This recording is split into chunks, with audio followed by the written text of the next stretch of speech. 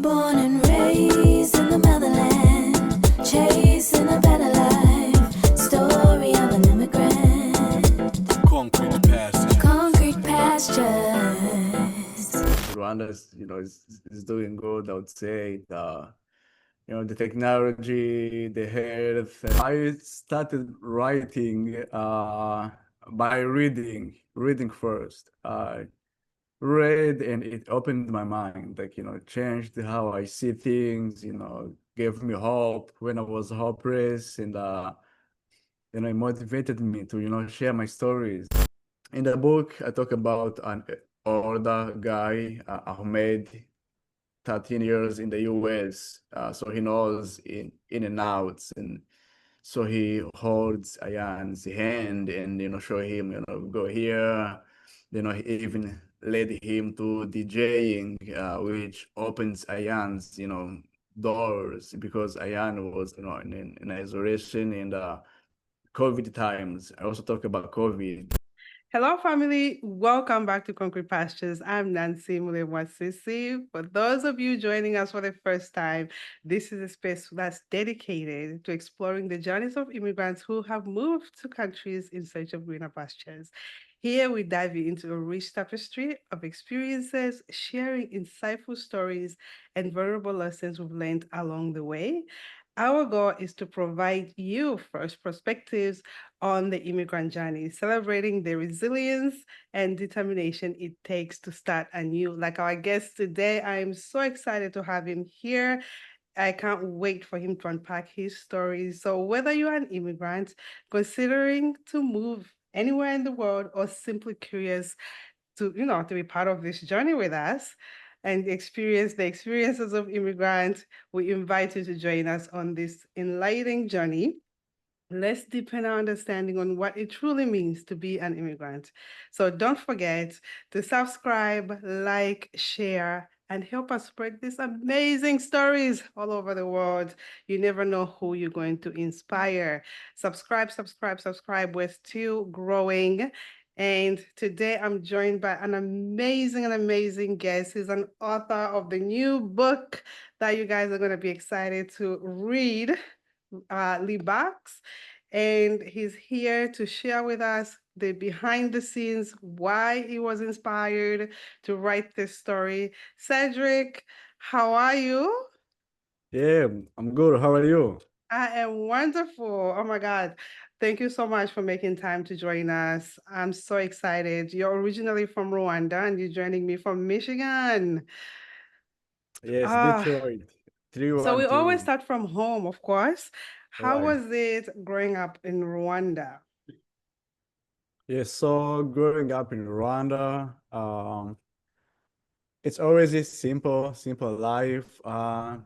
90s, 2000s, nothing really going on, internet, like, you know, worldwide as it is today. And yeah, it was a simple life. And of course, I am the oldest. So even if I had my share of, doing crazy things, but I always came back as an oldest, be the exemplary around, and yeah. And so my primary years, school, I've always of course wanted to be the leader. I happen to have been a leader of the youth in Rwanda, in my sector, Kigarama. It was yeah, one of the things that made me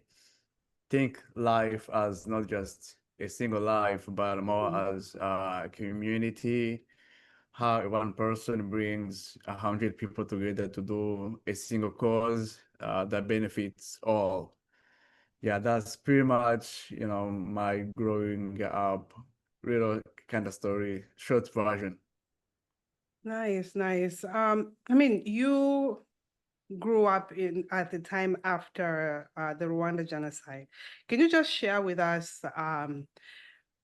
what is Rwanda like today, despite what happened not too long ago? I would say, because this happened in Right. not too long ago.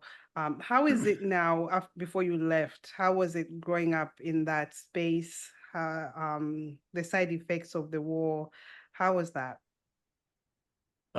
So Rwanda is more like closed culture, so people don't express, the feelings and everything. So the Mm, aftermath was pretty much like whatever Burundi was going through.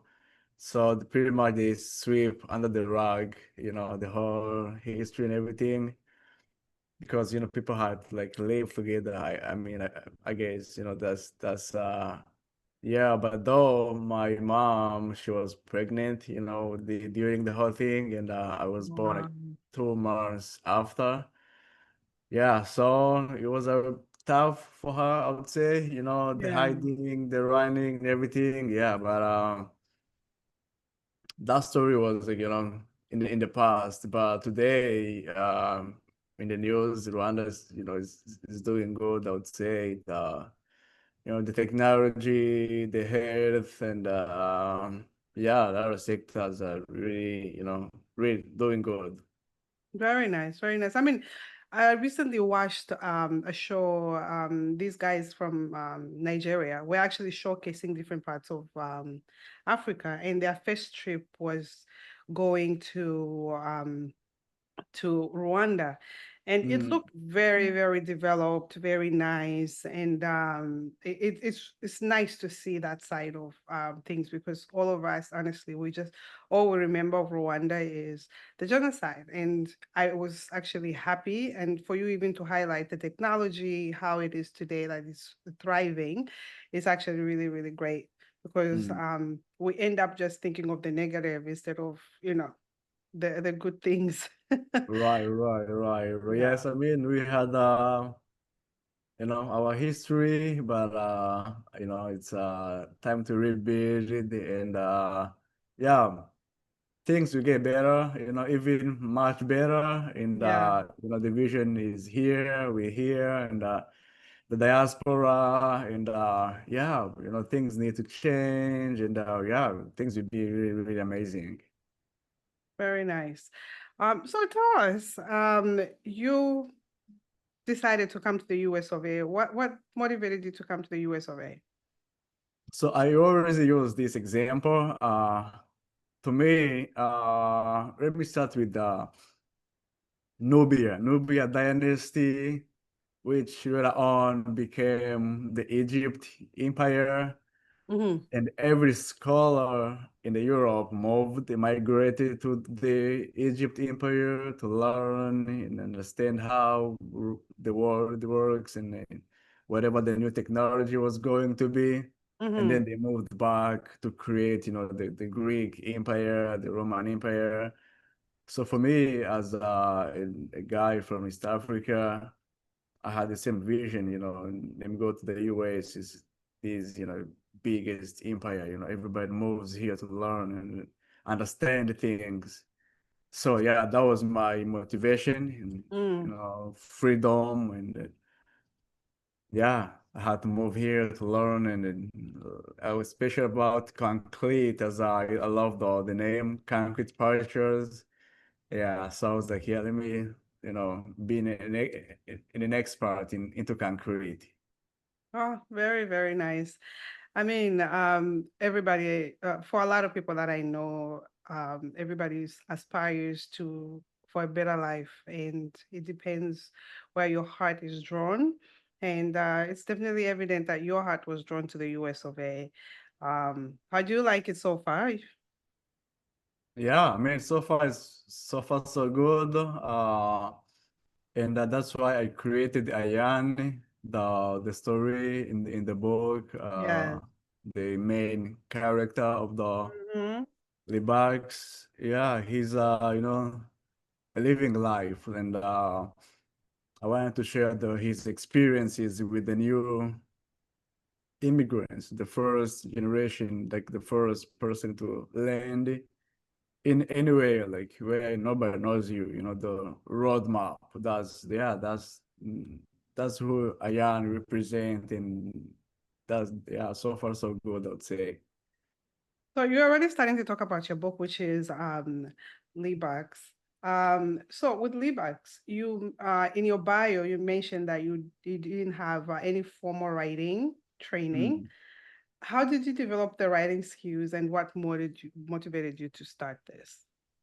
Right. So I started writing by reading first. I read and it opened my mind, like, changed how I see things, gave me hope when I was hopeless, and it motivated me to, share my stories, share, my sad stories and my, wins and my, yeah, and I will give you an example.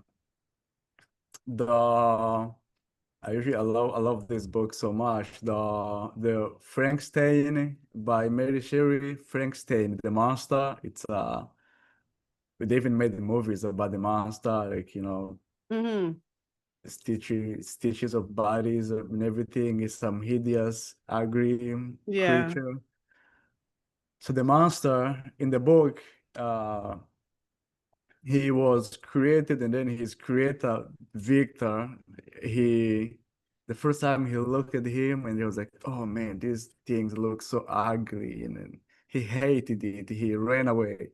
And Frankenstein, the monster, he was into isolation, which a lot of immigrants goes to, because we have no friends, we have no nothing, and nobody wants to talk to you, even the language. So the monster was somewhere hiding, and he got some books, and then he read about emotions. He was like, oh man, I need companionship. I need a wife, or whatever that meant for the monster.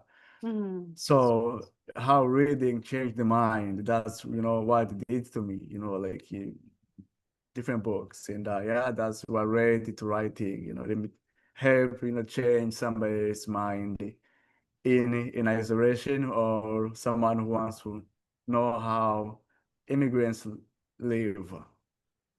Yeah, no, it's amazing what the mind can do, and how you can train your own mind to do certain things is very impressive. I'm really inspired by what you've done with your book. Mm. For anybody listening to us, again, we're talking about the book called Libaax, and it's we're just sharing a little bit of what he uh not to give it away so much. Right. Please pick it up on I'll share the links once we post this. And so in the book you talk about Ayaan's journey is central Mm. to Libaax. And what inspired you to create this character, and how do you feel of his experiences reflect to those of real life for immigrants? Yeah, so first of all, he is from Somalia, and I'm from Rwanda. Like, Mm-hmm. but we are all East African countries.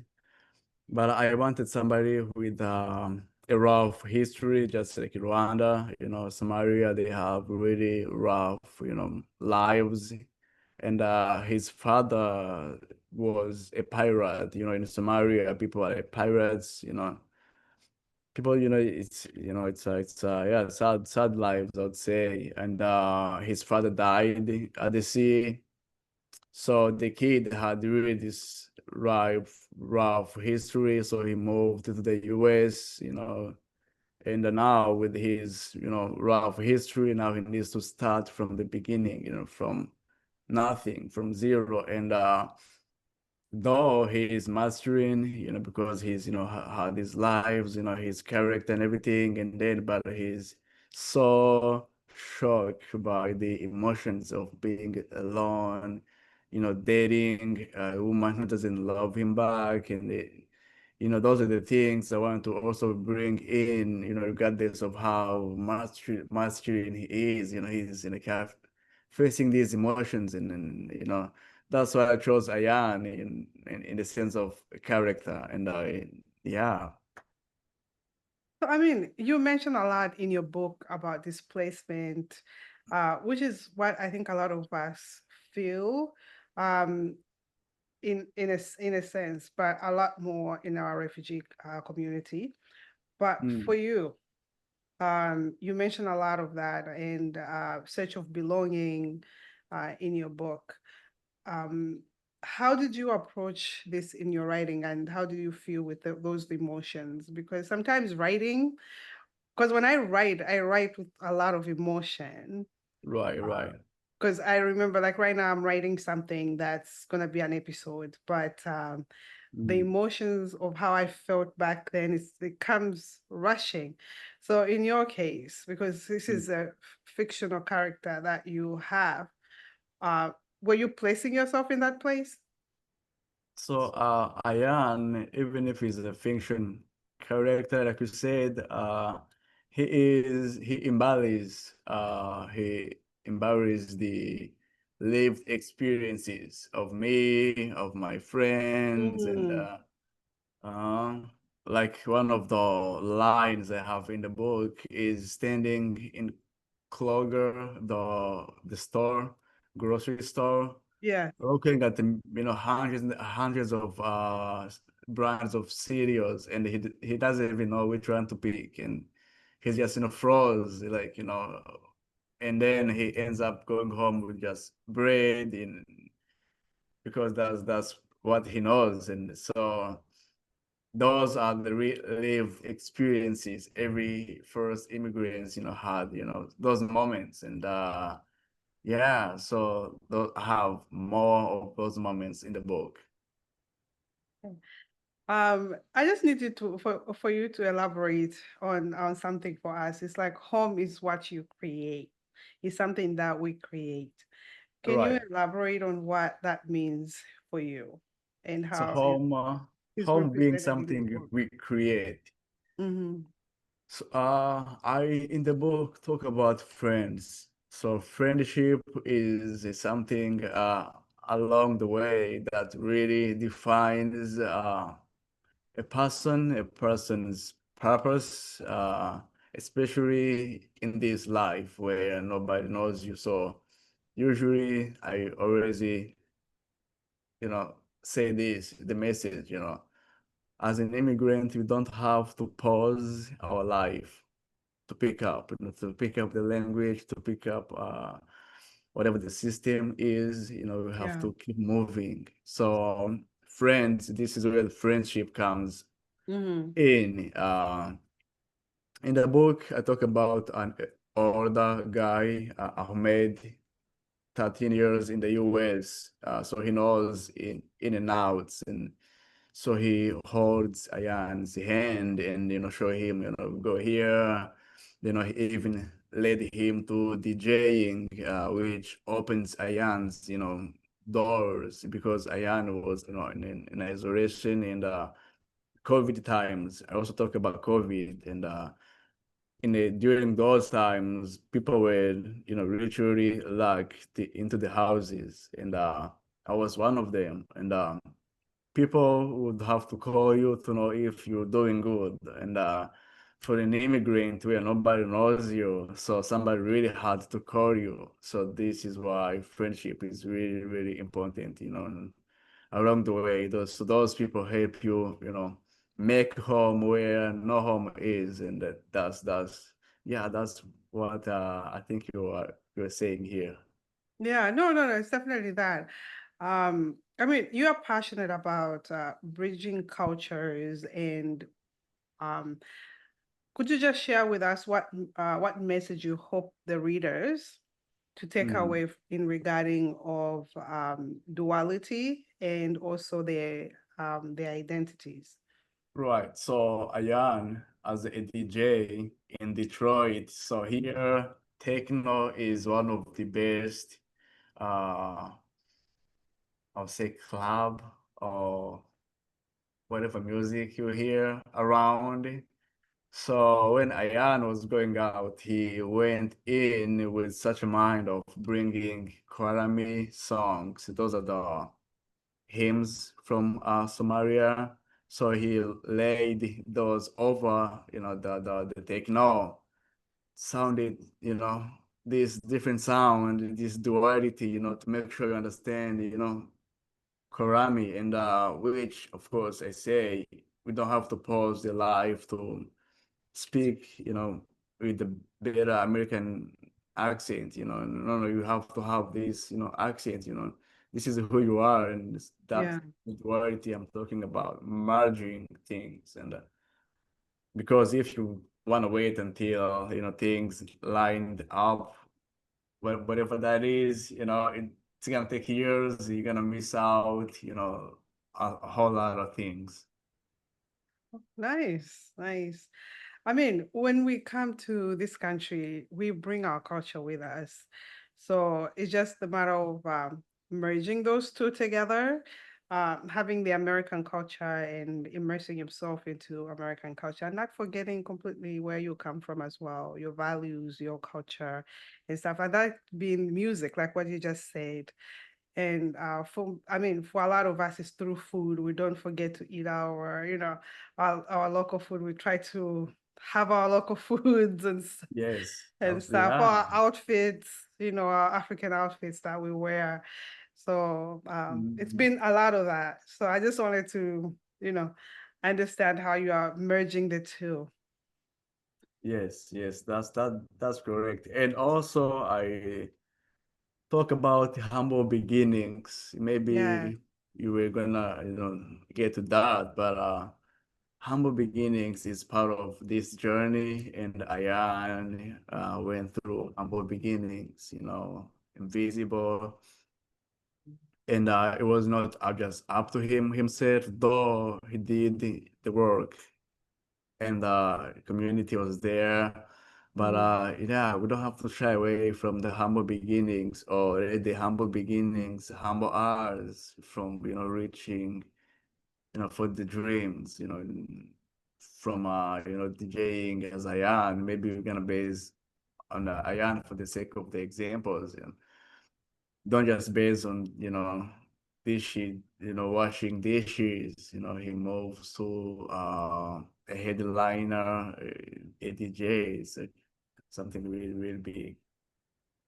Yeah, we definitely start from somewhere. Every time someone comes, if you don't have something set already in stone in terms of work, when you Mm, come here, you start from somewhere. So humble beginnings is what, I think it gives us um,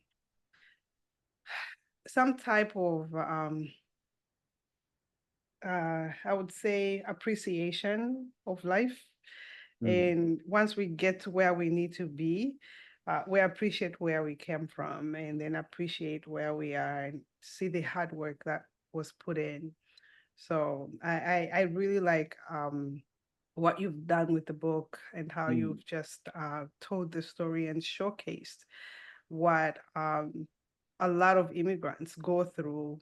Um, it's beautiful. It's beautiful. Thank I you. mean, for me, when I write, so Mm, when I write in, for some reason, God has me writing two things at the same time most of the times.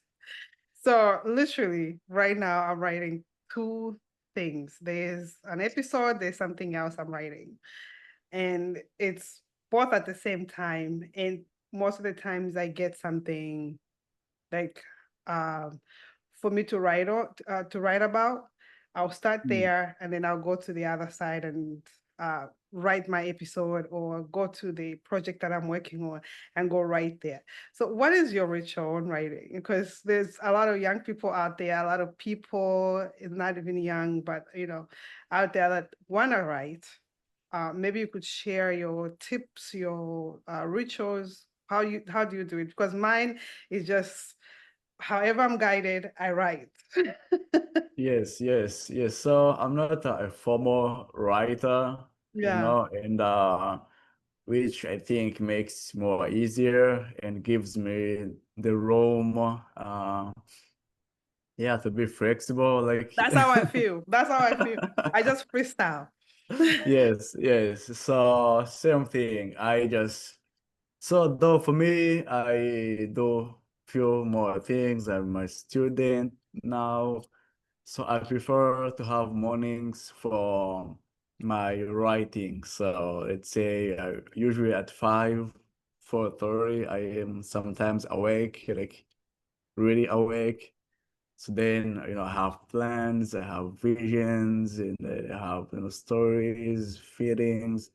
Then that's when I have, my pad near my bed, and I write things. I go to the living room. I prefer in the mornings, but throughout the day, something might come, through my mind. I have my Yep. phone, just writing it down. So once, I'm into my space, I'm like, yeah, let me see what was that about. And yeah, so every time is a good time for me. Yeah, no, I feel the same. I Mm. literally feel the same. I could be driving something or I'm listening to something that resonates with me and I write it in my own way and how I want it. But yeah, the flexibility of just free writing, I love it. I love Yes. it. So Yeah. what do you who's your audience for this book and what do you So hope for them to take out from this book? thank you. Great question, by the way. The audience is the first immigrant, like the first person to land where nobody knows you. You need a roadmap. Like I needed a roadmap. I need to hear another person who went through all of Mm, this and then come really victorious on the other side. That was my passion. Let's tell these stories and people really understand it. And any other person who wants to know how we move, how we navigate through this life as immigrant, extending through Clogger with with hundreds and hundreds of brands and with nothing to pick. And yeah. I want them to really understand that just being an immigrant is not an easy life. It's not just this thing. No, no, no. It's really, really hard to understand the system, to go to the hospital. You don't even know which door to go to, who to talk to. It's, crazy. Yes. So, and the message I want to or already spread through the immigrant is that we don't have to pause our lives. Like, no matter the industry, I am into engineering, construction. I never paused my life to go through other things to come back to this because maybe I now speak better English. I went, straight into it. It was hard, but I break through, and this is the message to any other immigrant. You don't have to pause your life. This is it. This is we have afterlife, but for now, this is it. We have to live it and enjoy and go places and yes. Beautiful, beautiful. So what are the future projects that you have? I mean, you have this Ayaan character in Limbox, and we want to make sure that it lives on because I'm sure all of Right. us live through Ayaan. And what are the Yeah. future projects that you have? So now, since we are all going to be Ayans, so now what can Ayans do to Africa? We have a continent of young people more than any other continent. And we have jobless people, I'd say, like in Rwanda, as an example, the unemployment is 14%. To put it into perspective, the US is 4 point maybe 0.01%, which is the best economy. So my next project are what can diaspora Ayans do to reduce such unemployment in the continent, in Rwanda, in Burundi, to 4% to 6%, let's say, and yeah, grow our countries as well. And yeah, that's where we're heading now. Oh, I love that. I love that. Definitely anything for the continent. I'm happy to contribute, and I'm sure our community Mm. for Concrete Pastures, we are happy to contribute. Um, just whenever you guys start those projects, have an outline, come back, let us know what it looks like, and people can participate and contribute in a way that we can reduce unemployment. I mean, this is a problem all over Africa. So Mm. one country at a time, and if it's presented the way you in the way that you know it's something that can be used for each country, why not? So Yes, absolutely. Thank you, and again, thank you, Nancy, for the platform. This is, a pleasure to speak to you and your audience and spread uh, the news. We're here. yeah. We're doing big things. So yeah, thank you for giving immigrants such a platform, and yeah, it's really beautiful. Oh, listen, again, like when I spoke to you, I told you this is, I am just the messenger. This is a platform for you guys. And I'm happy when anybody reaches out to want to be on the platform. It's your platform. And Mm. we're here to inspire others out there in the world. And your book is going to inspire so many people. And for how can people, you know, get your book? How can we support you? What social media handles do you have that we can follow you on? Yes, so I go by on IG, Instagram. I am the captain now. One of the famous lines. It's Yay. not easy to miss. Yeah. Yes, so I am the captain now. That's me there, and I have a website, cedricmuhikira.com, and on Amazon it's Libaax, and yeah, I will show up and get your copy, be inspired. Yes, and also I'll have all your contacts in the show notes. People can just click away and go to your website as well as your IG and Amazon. So we'll Mm. have all of that in the show notes. So reflecting, my last question to you, reflecting on your journey, looking back on Libaax, what has been the most rewarding aspect of being an author? I think was the telling the stories, especially my testimonies through the book. It's always relieving to know that somebody would read what I went through, what my friends went through, and I joke about it. Though it's a novel, but I know these were like actual events. So those it's like therapy, as some people go to therapy. It is. It's therapeutic. So Mhm. yes, so generating down in those, embarrassing moments, those, victorious moments, that was really, really something to me. Oh, listen, I am so proud of your work, and I hope everybody picks up a book, picks up a copy. We're going to have the link. Guys, support, support, support. This is an immigrant channel, and we're here to support each other. So please support Cedric and pick up a copy. You might see yourself in that book. You might see somebody you know in that book. So it's been an honor. Thank you for taking time out. I know it's evening for us here, and Right. I just love the book with how you've just drawn the map for anybody who's coming in the future, anybody who's Mm. lived through it, that we can all see ourselves in the book. Ayaan lives on in so many people. So I just appreciate you taking that bold move and just narrating your story, because not everybody can have a voice, not everybody is able to share their story in a way, but that's why we have you guys to share your stories, and appreciate you so much. It's been an honor having you here. Yeah, thank you very much, Nancy.